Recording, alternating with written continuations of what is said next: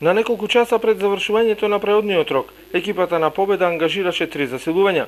Станува збор за млади, но веќе афирмирани фудбалски имиња во македонската јавност.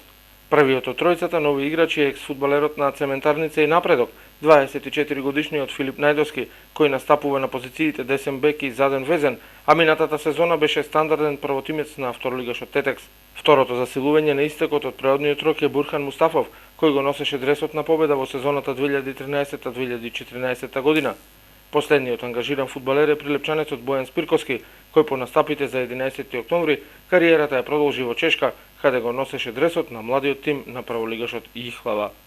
По завршувањето на преодниот рок и реализираните активности во текот на летниот период, џудо клубот Сеишин стартува со подготовки за втората половина од оваа надпреварувачка година.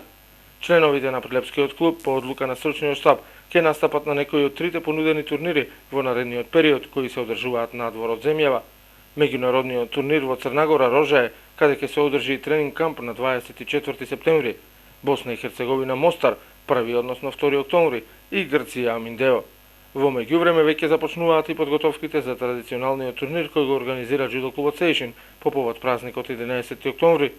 Инаку 20 членови на Сеишин кои треба да земат учество и на Балканскиот шампионат во сениорска конкуренција, кој ќе се одржи во Црнагора Игало, нема да можат да настапат.